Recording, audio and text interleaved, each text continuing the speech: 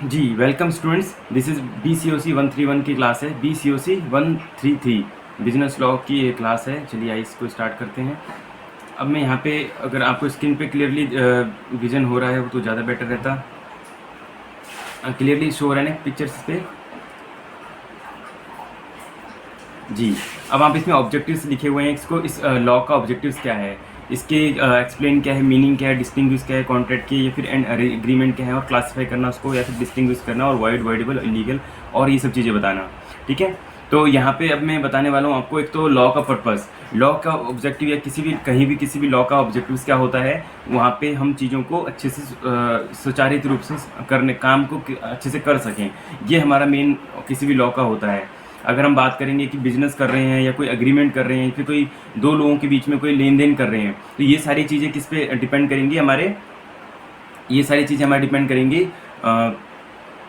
हमारे कानून के ऊपर, या फिर हमारे जो रूल्स रेगुलेशन जो हम फॉलो कर रहे हैं उनके ऊपर डिपेंड करता है कि हम कितने अच्छे से उसको प्रॉपर तरीके से कर रहे हैं। फॉर एग्जांपल ले सकते हैं कि अगर आपके घर में, आपके कॉलोनी में, आपके सोसाइटी के अंदर कोई लॉ होगा, कोई कानून होगा, तो ही तो अच्छे से फॉलो अप कर सकेंगे। फॉर एग्जाम्पल अगर हम बात करें RWO में पार्किंग को लेके इश्यूज़ होते हैं, या फिर पानी सप्लाई को लेकर के, किसी भी तरीके की चीज़ों को लेकर के, तो क्या करना होगा हमें, उसको लिए एक लॉ बनाना होगा। तो सेम हमारे कॉन्ट्रैक्ट में भी दो पार्टी जब अग्रीमेंट करेंगे या कॉन्ट्रैक्ट करेंगे, तो उसके लिए भी हमें कुछ रूल्स बनाए हुए हैं, जिसको हम इंडियन कॉन्ट्रैक्ट एक्ट 1872 कहते हैं। लेकिन ये लॉ कैसे आया, इसकी इमर्जिंग कैसे हुई, जैसे हम हर तरीके की हिस्ट्री पढ़ते हैं तो यहाँ पर भी हमारी बहुत सारी हिस्ट्री देखने को मिलती है कि एक तो ब्रिटिश लॉ है, इसका जो है एक तो ट्रेडिशनल प्रैक्टिस जैसे करते थे कि पहले लेना पहले देना, पहले लो फिर दो, ऐसे सुना है। बहुत सारी चीज़ें ऐसी हैं जो ट्रेडिशनली चलती आ रही हैं। लॉ कोई ऐसा तो है नहीं कि हमने सडनली कुछ प्रैक्टिकल एक्सपेरिमेंट किया और साइंस लैब में जाके बना दिया। लॉ तो ऐसी चीज़ है नहीं। तो लॉ के ऊपर जो आप अगर देखेंगे, इसके सोर्सेज क्या होते हैं, तीन तरह के सोर्सेज होते हैं, इसमें आगे आप पढ़ेंगे।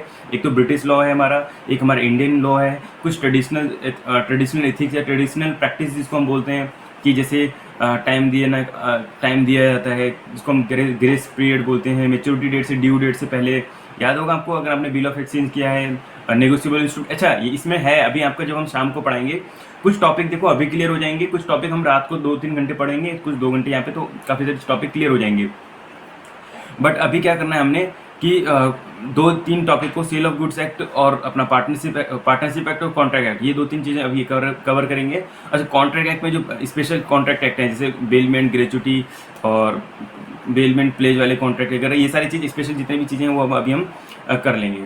चलिए आइए स्टार्ट करते हैं। तो मैंने कुछ सोर्सेज वगैरह बताए, इसके सोर्सेज होते हैं, और जो है साधना जी, आप ना जैसे कुछ प्रॉब्लम आए या कोई चीज़ वॉइस की या कोई स्क्रीन नहीं आपको अच्छे शो हो तो बता दीजिएगा। और ये तो मैंने आपको बता ही दिया कि इसके जब मैं स्लाइड करूँगा तो आपको थोड़ा सा कुछ टाइम लगेगा, तो बाकी विजन वो क्लियर होने में।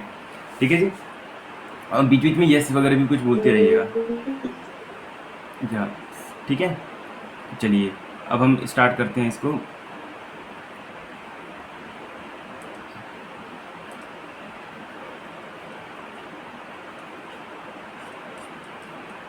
What is law?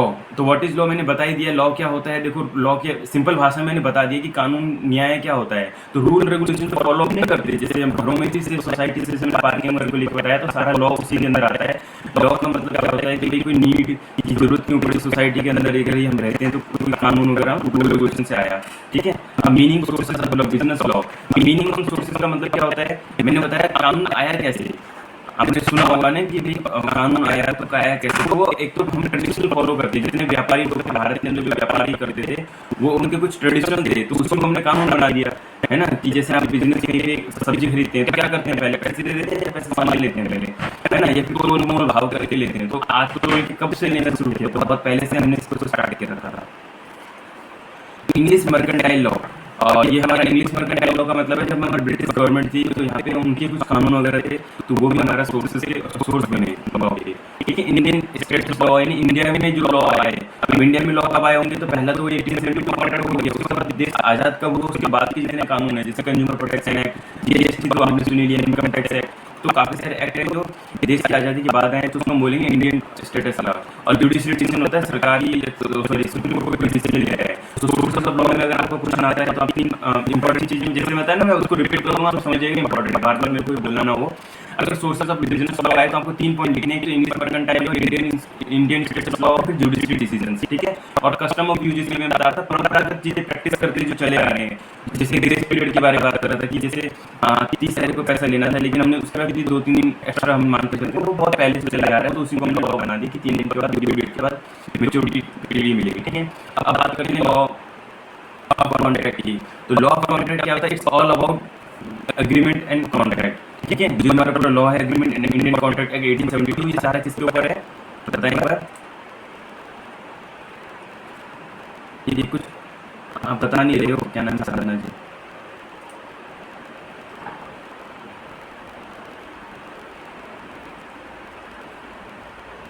जी बताएं एक बार।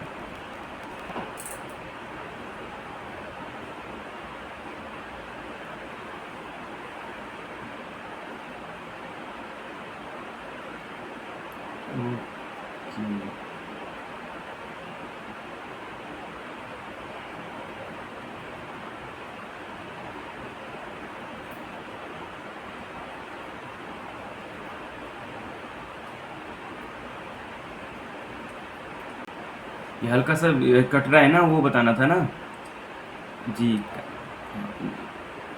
ठीक है चलिए। हाँ आगे, व्हाट इज कॉन्ट्रैक्ट, इसको एक बार कॉन्ट्रैक्ट की डेफिनेशन जैसे 2H में हम पढ़ेंगे, 2D में कंसिडरेशन की डेफिनेशन पढ़ेंगे, तो ये सारी चीज़ें पढ़ेंगे। 2E में एग्रीमेंट की डेफिनेशन पढ़ेंगे। अच्छा मैं यहाँ पे सेक्शन वगैरह नहीं, आपको बेसिकली इनके बारे में जानना है कि क्या क्या होते हैं, ठीक है। जैसे भी कुछ होना यहाँ पर स्क्रीन पर आपको विजन ना हो या कोई चीज़ आवाज़ क्लियर ना आए प्रॉपर, तो आप बताना उसमें। अभी ये क्लियर शो हो रहा है आपको स्क्रीन पर या नहीं हो रहा है? नहीं हो रहा है तो बता दीजिएगा। सर हो रहा है मतलब ये पूरी लाइन क्लियर दिख रही है? एक बार रीड करना है जरा ब्रॉडली। ओके ओके, अच्छा अच्छा, पार्टिसिपेंट का ये ऊपर था, नहीं फिर भी तो क्लियर नहीं है।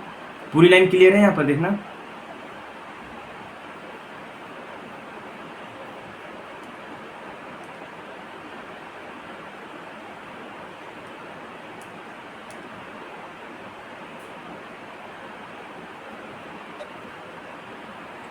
सर पूरी लाइन शो नहीं हो रही, हाफ लाइन शो हो रही है।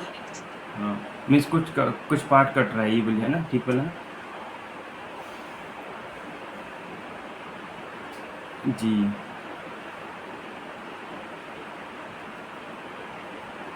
हाँ हल्की सी लाइन ना, एक दो लाइनें कट रही हैं। How why this. जी चलिए अब हम इसको स्टार्ट करते हैं। अब हम जो है कि कोई हिस्ट्री के स्टूडेंट तो नहीं है? हिस्ट्री के स्टूडेंट है तो बता दीजिएगा आप बीच बीच में, ठीक है। तो हम उनको एक रूम में भेजेंगे, दूसरी क्लास हो रही है जहाँ पर हिस्ट्री की क्लास हो रही है, तो वहाँ पर भेज सकते हैं। चलिए अब हम इसको कंटिन्यू करते हैं। स्नेहा बंसल जी, स्नेहा जी क्या नाम है आपका? जी चलिए इसको स्टार्ट करते हैं, आगे कंटिन्यू करते हैं। अगर